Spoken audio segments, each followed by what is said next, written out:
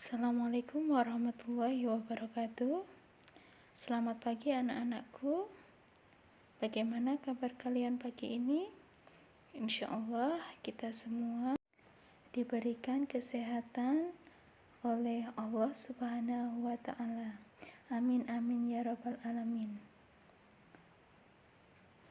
Pada pagi hari ini kita memasuki bab 2, yaitu mengenai interaksi makhluk hidup dengan lingkungannya, yang sudah pernah kita bahas pada pembelajaran SD ya, di bangku sekolah dasar.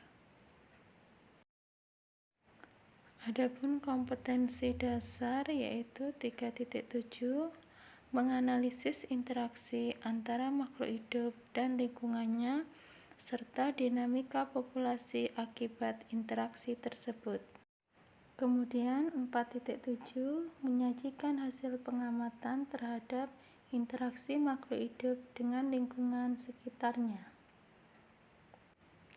Sebelum kita membahas pada bab ini, kita harus mengetahui dulu apa itu sebenarnya interaksi makhluk hidup dengan lingkungannya, yang sering kita namakan sebagai ekosistem. Apa itu ekosistem? Kita awali dulu interaksi. Interaksi itu adalah hubungan timbal balik. Sedangkan makhluk hidup sama dengan bio, bisa manusia, bisa hewan, maupun dengan tumbuhan. Sedangkan lingkungan yaitu hal-hal yang berada di luar dari individu. Jadi ekosistem itu adalah interaksi makhluk hidup dengan lingkungannya. Bagaimana? Paham ya anak-anakku semuanya?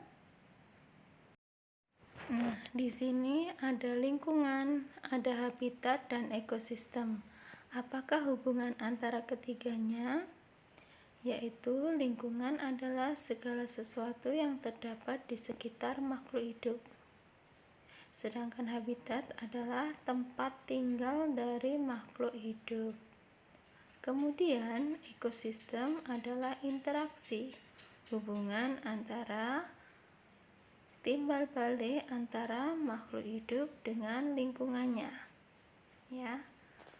Jadi di sini lingkungan ini mempengaruhi antara makhluk hidup yang satu dengan yang lainnya. Kemudian untuk komponen ekosistem itu sendiri dibedakan menjadi dua, yaitu komponen biotik dan komponen abiotik. Mari kita pelajari selanjutnya apa itu komponen biotik dan abiotik. Sebelum kita pelajari komponen biotik dan abiotik, sekarang kita akan mempelajari bagaimana ekosistem itu terbentuk. Jadi tahapan-tahapannya sebelum ekosistem terbentuk yaitu adanya suatu individu atau organisme. Kemudian ada yang namanya populasi, yang ketiga komunitas, yang keempat terbentuk ekosistem, dan yang terakhir adalah biosfer. Nah, ekosistem itu saya jelaskan bahwa individu itu adalah satu komponen yang ada dalam komunitas. Kemudian kumpulan dari beberapa individu yang sejenis berinteraksi yang namanya dari komponen biotik maupun abiotik. Kemudian beberapa yang terakhir akan bergabung membentuk yang itu adalah kumpulan dari beberapa ekosistem. Jadi semakin lebar lagi yang namanya ekosistem. Ya? Kemudian nanti kita akan bahas komponen biotik dan abiotik itu seperti apa. Nah, di sini untuk komponen ekosistem itu sendiri dibagi menjadi dua, yaitu komponen biotik dan abiotik. Bio itu sendiri artinya adalah hidup, berarti biotik itu adalah makhluk hidup. Jadi makhluk hidup itu terdiri dari manusia, hewan, tumbuhan, jamur dan fitoplankton. Untuk komponen abiotik itu sendiri adalah lingkungan tak hidup. Contohnya adalah tanah, air, cahaya, udara, kadar garam, derajat keasaman, suhu, kelembapan udara, dan kadar garam. Jadi abiotik itu semuanya selain makhluk hidup. Bagaimana? Untuk penjelasan sampai saat ini, paham ya anak-anakku?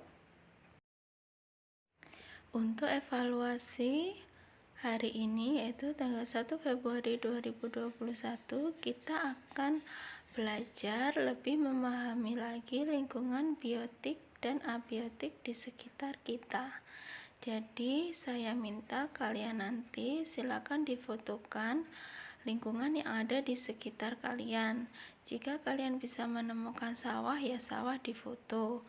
Pekarangan rumah bisa, sungai bisa, apapun yang ada di sekitar rumah kalian. Setelah difoto, kemudian berikan penjelasannya, manakah yang termasuk lingkungan biotik yang ada di situ dan manakah yang termasuk lingkungan abiotik di sekitar situ. Jadi kalau kalian memfoto sawah, berarti yang ada di sawah itu apa saja, biotiknya apa, abiotiknya apa. Kalau di pekarangan rumahmu, ya ditulis, misalkan di situ ada semut, ada ayam, ya, misalkan ada jangkrik atau ada belalang, ya dituliskan di situ apa saja yang termasuk di situ.